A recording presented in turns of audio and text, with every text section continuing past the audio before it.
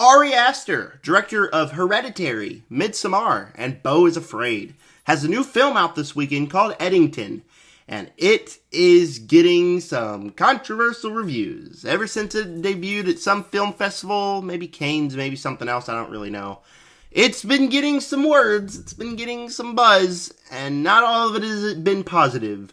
I saw the movie last night. I'm going to tell you my thoughts. I was kind of looking forward to this movie, because I saw that teaser trailer in the theater, I think when I saw Final Destination, Bloodlines, and I thought it looked good. I mean, it's just him scrolling on his phone, he sees all these things. It's interesting, it's something that I was curious about. But then, a couple days prior to watching the movie, I heard that it was like a COVID thriller, and I'm like, okay. But I didn't quite believe it until I was watching the movie, and it said, late May 2020. And then, that's where I was like, okay. Now I know why this movie's been so controversial. So, I'm not familiar with Ari Aster's filmography. I saw Hereditary for the first time this past week. I will watch Midsommar and Beau is Afraid to give you a ranking, but I haven't yet. So, Hereditary was a great movie, but I don't know if that movie can be what I should watch to get prepared for Eddington. Before I dive into my review, make sure you subscribe, like button, hit the bell, and comment down below what are your opinions on the movie if you have seen it. And if you haven't seen it, are you looking forward to watching Ari Aster's Eddington? I would love to know all that and more, and with that said, let's dive right in.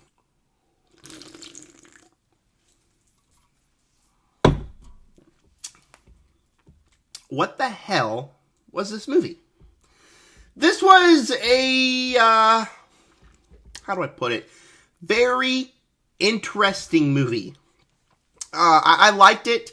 I'm going to end up giving it a half positive score just because it's almost like a movie I have never seen before. Ari Aster can do things with the camera that I've never seen before. There is tons of things I adored about this movie, but at the end of the day, I would just left it like, okay, that was weird. Alright, let's go home and watch The Bear. Oh, wow. Let's start with the things I loved about it, because that's going to probably take less time, because I got a lot of stuff to talk about in this review. So, buckle in. The cast, phenomenal. Joaquin Phoenix, great as always. Love Joaquin Phoenix. Great actor. He absolutely kills it in this movie. I mean, the comedic lines, when he has to snap, he snaps. Really good performance. Pedro Pascal was another selling point, and I don't really think he was, like, all that prominent in the movie. He was fine in here, but, like, he's more of the guy, like, put on your masks! COVID-19, put on your masks! And that's pretty much all he did. And then, like, he's just not on screen for big periods of time, so he doesn't really have time to shine. Emma Stone really surprised me. She was in this movie, and she does a really good job in the role she is given. Austin Butler as well, just this really weird role. And I feel like more of Emma Stone's character and Austin Butler's character felt like they were kind of a weird addition to the movie, but they are two actors that I do like, and they are really good in this movie. Along the same lines, Ari Aster is a great director. From Hereditary, which was his first feature film, you could tell that he knows how to work a camera. He knows how to do stuff with shadows. He knows how to create tension in his scenes. And it's no different in this movie. Ari Aster is a great director, and he directs this one with a lot of style. You know, the movie is never boring. Yes, it does move a little slow at times, but like, I wouldn't say I was ever bored, because at least we got Ari Aster's beautiful cinematography on screen to look at. And there were moments in this movie that I was adoring it. Like, moments that were tense, moments that were funny, moments where I thought to myself, this is awesome. This is a movie I wanted. But then there were other moments, like the very next scene, that I was like, what the heck is going on with this movie? The scenes that I loved, again, Ari Aster can create tension, he can create comedic moments, and those are what works. When the movie's tense, it takes my breath away. When the movie's funny, it's actually really funny.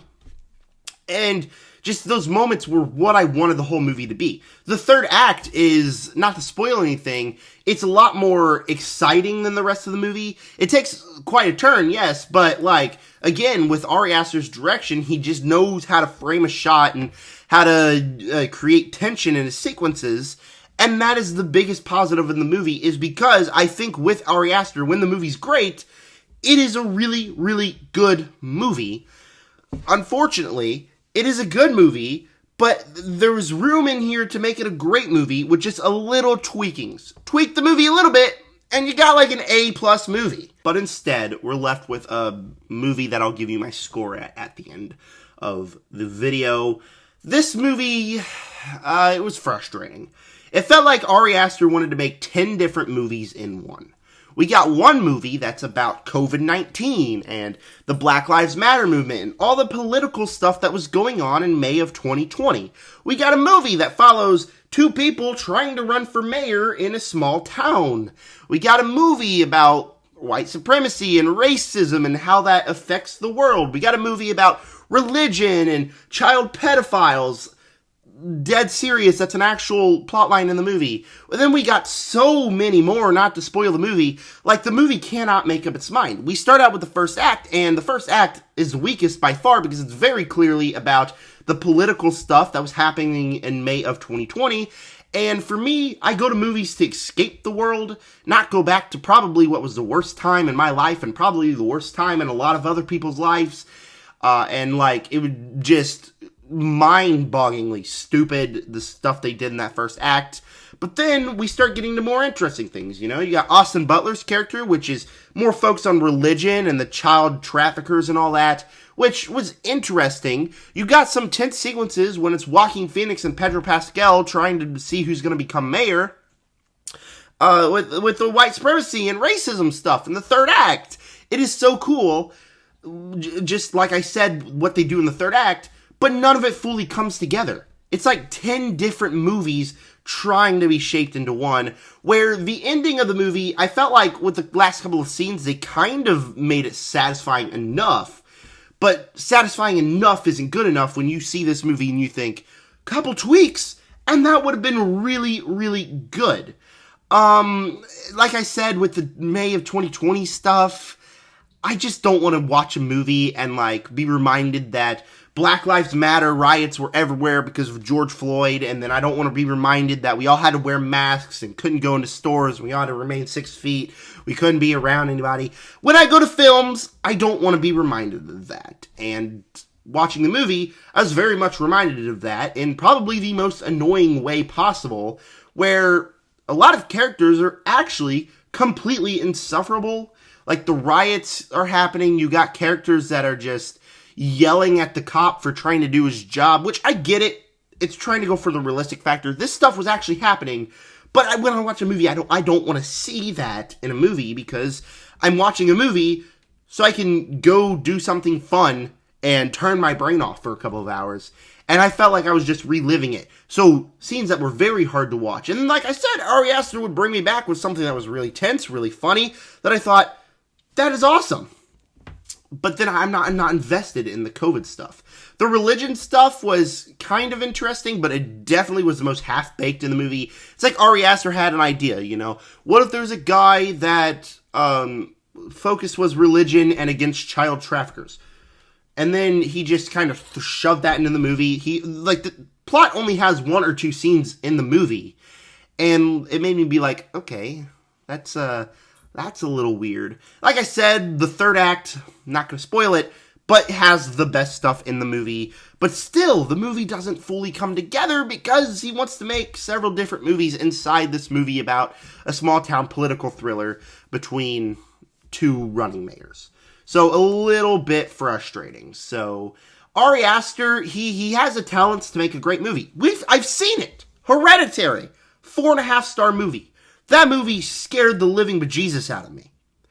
But this movie, you can tell that he has a talent to make a good movie.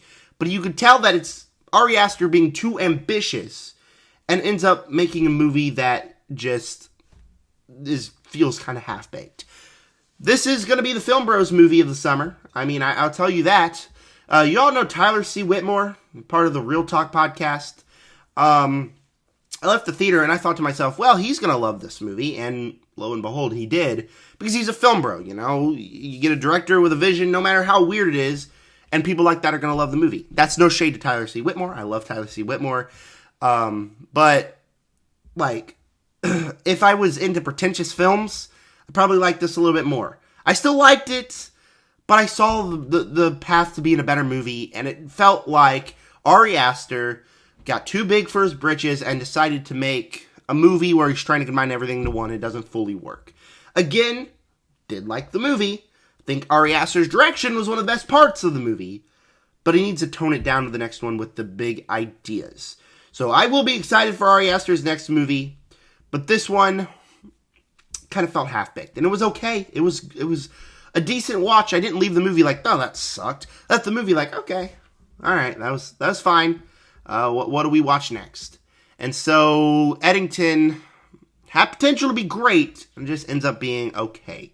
Before I give you my final score, please make sure to subscribe, like button, hit the bell, and comment down below what are your opinions on Ari Aster's Eddington and his filmography, and stay tuned for a ranking of Ari Aster's projects in the coming days. We got Hereditary, Midsommar, Beau is Afraid, and now Eddington. 4 movies right there that I will rank in the coming days. And with that said, Eddington has a lot of great things in here. Great cast. Ari Aster's direction is good, but Ari Aster ultimately ends up being the biggest problem here because it's very clear to me that he directs this movie and wants to make it so many things, but can't make it that many things. So, Ari Aster's Eddington, unfortunately for me, is going to have to get a B-. I still liked it, but I'd recommend if you want to see this movie, wait for it to drop on streaming or on physical media. Thank you guys for clicking on this review. Again, stay tuned for the Ari Aster ranking, and with that said, subscribe.